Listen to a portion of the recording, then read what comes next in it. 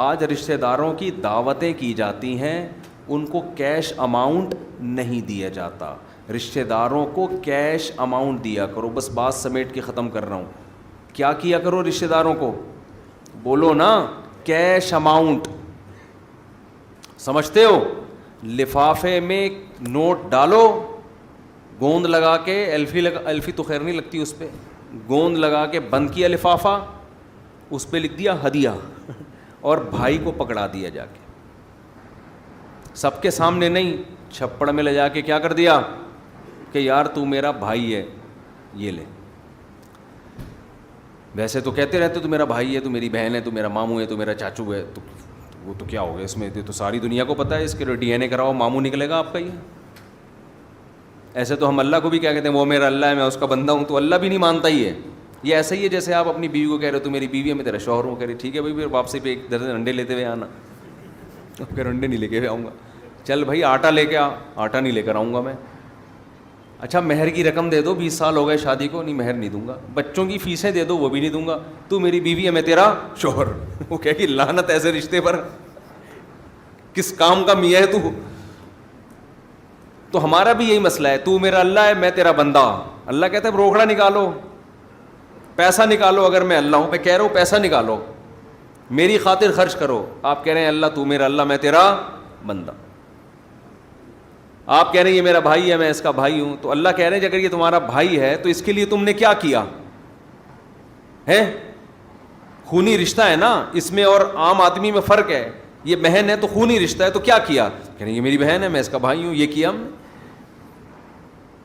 بچپن میں اکٹھے پلے بڑے ہیں, تو وہ تو اکٹھے اس لیے کہ ایک گھر میں پیدا ہو گئے, تو مجبوری تھی. اور یہ تھوڑی کہ پیدا اس گھر میں ہوئے, وہ وہاں رہے گا, وہ اس گھر میں رہے گا.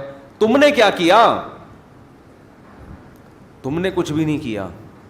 یہ ثابت کرنے کے لیے کہ میں کیا ہوں, بھائی ہوں یا کیا ہوں میں. روکھڑا خرچ کرو, روکھڑا. ایک واقعہ سنا کے بیان ختم کرتا ہوں.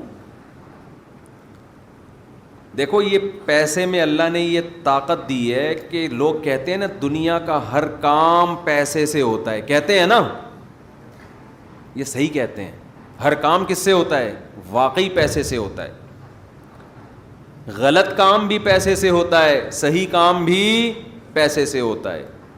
اللہ سے آپ کا معاملہ ٹوٹ گیا تو وہ بھی پیسے سے جڑ جائے گا. اللہ کو پیسے دے دو. حدیث میں آتا ہے صدقہ اللہ کے غضب کو ٹھنڈا کرتا ہے. اس کا مطلب یہی ہوا نا کہ اللہ کے لیے خرچ کرو, اللہ کہتے ہیں گویا مجھے دے رہے ہو پیسے. اسی طرح رشتہ داری اگر ٹوٹ گئی ہے تو ناجائز کر کے رشتہ داری مت جوڑو. لوگ رشتہ داری کیسے جوڑ رہے ہیں؟ ناجائز باتوں میں رشتہ داروں کے ساتھ شریک ہو رہے ہیں. شادیوں میں مکس گیدرنگ ہے, موسیقی کی محفلیں ہیں, آپ جا رہے ہو شادی میں, اس لیے کہ نہیں گیا تو رشتہ دار ناراض ہو جائیں گے. یہاں آپ کو اجازت نہیں ہے جانے کی, ہو جائیں ناراض. لیکن اس ناراضی سے بچنے کا طریقہ کیا ہے؟ کیا خرچ کرو؟ پیسہ. ججوں کو خرید لیا جاتا ہے پیسے سے میرے بھائی. 12 بجے عدالتیں کھل سکتی ہیں, 12:45 بجے عدالتیں کھل سکتی ہیں, سب کچھ ہوتا ہے پاکستان. تو اتوار کے دن کھل جاتی ہیں, اور جن کے پاس پیسہ نہیں ہے آپ ان کے کیس دیکھ لو, 30 سال سے لٹکے ہوئے. مشہور ہے نا, ایک مرغی چھڑانے کے لیے بھینس کی قربانی دینی پڑتی ہے. ایک مرغی چھڑانے کے لیے, آپ کی مرغی چوری ہو گئی, عدالت میں کیس کرو, جج کو بھینس دو گے تو وہ مرغی چھڑواؤ گے آپ. تو پیسہ خرچ کرنے سے اللہ بھی راضی ہوتا ہے اور رشتہ داری بھی جڑتی ہے. تہادوا تحابوا, حدیث میں آتا ہے ایک دوسرے کو ہدیے دیا کرو, اس سے آپس میں محبت بڑھتی ہے. لیکن ہدیوں میں یہ جو لفافوں کا سیٹ اپ چل رہا ہے, یہ والے ہدیے مراد نہیں ہیں. دولہے کو جو لفافے دیے جاتے ہیں, بچوں کی پیدائش پہ جو لفافے دیے جاتے ہیں, اس سے رشتہ داری بڑھتی نہیں بلکہ ٹوٹتی ہے. لوگ کہتے ہیں کمبخت کی پھر شادی ہو رہی ہے, پھر لفافہ دینا پڑے گا اس کمبخت کو. بچہ پیدا ہو گیا, پھر کمبخت کو پیسے دینے پڑیں گے. مفتی صاحب کے بیان میں بیٹھتا ہے تیسرا بھی پیدا ہو گیا اب. اور خواتین کی اپنی جیب سے تو جا نہیں رہا ہوتا, میاں کے پیسے جا رہے ہوتے ہیں لفافوں میں. یہ لفافے چھوڑ دو, یہ سب کو پتہ ہے یہ ایک جرمانہ ہے, پینلٹی ہے دینی ہے, سب کو پتہ ہے. اس سے نہیں محبت بڑھتی. پیسے خرچ کیا کرو, نہیں بھی پیدا ہوا دے دو جا کے, کہ ہو سکتا ہے پیدا ہو جائے, اسی خوشی میں پیدا ہو جائے. تو غریب آدمی بھی صدقہ کرے اور مالدار بھی. صدقہ کہاں کرے؟ سب رشتہ داروں کو تو بغیر ضرورت کے کرے, ان پہ نہیں ضرورت ہے تو بھی. جب صحابہ نے پوچھا نا یا رسول اللہ آپ اتنا حکم دے رہے ہیں خیرات کا, صدقہ خیرات ایک ہی چیز ہے, تو ہم کہاں کریں؟ تو قرآن نے کیا کہا؟ ما انفقتم من خیر فللوالدین. سب سے پہلے کس پر؟ والدین پر, کیونکہ سب سے قریبی رشتہ کس کا ہوتا ہے؟ والدین. والاقربین, اور پھر جو جتنا قریبی رشتہ ہے, والدین کے بعد بھائی اور بہن کا رشتہ سب سے قریبی, پھر چچا, پھپھو, ماموں, خالہ, یہ رشتہ اس کے بعد, پھر ان کی اولادیں.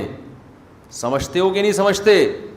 تو جتنا قریبی رشتہ ہے اس پر خرچ کرنے سے اتنا ہی ثواب, ڈبل ثواب ہے. نبی نے فرمایا جو قریبی رشتوں پہ خرچ کرتا ہے اس کو 2 ثواب, ایک صدقے کا اور ایک رشتہ داری جوڑنے کا ثواب ملتا ہے. ہمیں بھی کچھ سخاوت کی توفیق عطا فرمائے, کچھ مساکین کا, غربا کا جو واقعی مستحق ہیں. اس کا ایک بڑا فائدہ پتہ ہے کیا ہوتا ہے؟ جب آپ خرچ کرتے ہو نا تو اللہ پھر آپ کو لوگوں کے سامنے ہاتھ پھیلانے سے روک دیتا ہے. یہ بڑا خاندانی کام ہو جاتا ہے. جو خرچ نہیں کرتا وہ پھر مانگتا ہے, جو خرچ کر دیتا ہے اس کی بڑی, جب وہ اپنے پیسے دے رہا ہے دوسروں کو تو دوسروں سے کیسے مانگے گا؟ تو یہی ایک کوالٹی اگر پیدا ہو جائے نا انسان میں کہ دوسروں کے سامنے ہاتھ پھیلانے سے باز آ جائے, کچھ بھی ہو جائے نہیں, کیونکہ لوگوں میں مشہور ہو گیا نا تو دیتا ہے. تو جب یہ چیز پیدا ہو جائے گی نا اپنے اندر کہ آپ زندگی میں کسی کے سامنے ہاتھ نہیں پھیلاتے, یہی ایک فائدہ صدقہ کرنے کا اتنا بڑا ہے کہ تمام فائدوں پر یہ فائدہ بھاری ہے. کیونکہ اللہ کو اوپر والا ہاتھ پسند ہے, اللہ کو نیچے والا ہاتھ پسند نہیں ہے. مانگنے والا پسند نہیں اللہ کو, کون پسند ہے؟ دینے والا. تو عادت ڈالو بھائی. ایک صاحب میرے پاس آئے, مجھے کہنے لگا میری اتنی تنخواہ ہے, نوجوان تھا, تو میری حیثیت سے بہت زیادہ, میں کدھر خرچ کروں؟ میں نے کہا پہلا آدمی پاکستان میں دیکھا ہے جو یہ کہہ رہے میری جو تنخواہ ہے میری حیثیت سے زیادہ ہے. کہہ رہے میرے اتنے خرچے ہیں نہیں, یہ بہت زیادہ ہے. تو خرچ کرنے کی برکت سے نا یہ بھی فائدہ ہوتا ہے, آپ کو اپنی آمدن اپنی حیثیت سے زیادہ لگنے لگتی ہے. اگر خرچ نہیں کرو گے تو آپ کو یہ لگے گا کروڑوں روپے بھی کماؤ گے تو یہ میری حیثیت سے کیا ہے؟ کم ہے. تو جو صاحب دل ہے نا وہ چہرہ دیکھ کے پتہ لگاتے ہیں کہ یہ کنجوس ہے یا سخی ہے. سمجھتے ہو؟ کیونکہ سخی کے چہرے پہ رونق آ جاتی ہے, خوش رہتا ہے وہ, اور کنجوس کے چہرے پر رونق نہیں, کیونکہ مال کی محبت میں نا گھلا جا رہا ہوتا ہے, ٹینشن لے رہا ہوتا ہے. ہمارے حضرت فرمایا کرتے تھے کہ ایک آدمی کے دل میں لوگوں کی نظر میں بڑا بننے کا شوق ہے, یہ بھی برائی ہے. لیکن ایک آدمی کے دل میں دولت کی محبت ہے, یہ بھی برائی ہے. دولت کی محبت والی برائی زیادہ گھٹیا ہے, کیونکہ یہ انسانوں کی نظر میں بڑا بننا چاہتا ہے, تو انسان کی تو پھر بھی کوئی ویلیو ہے.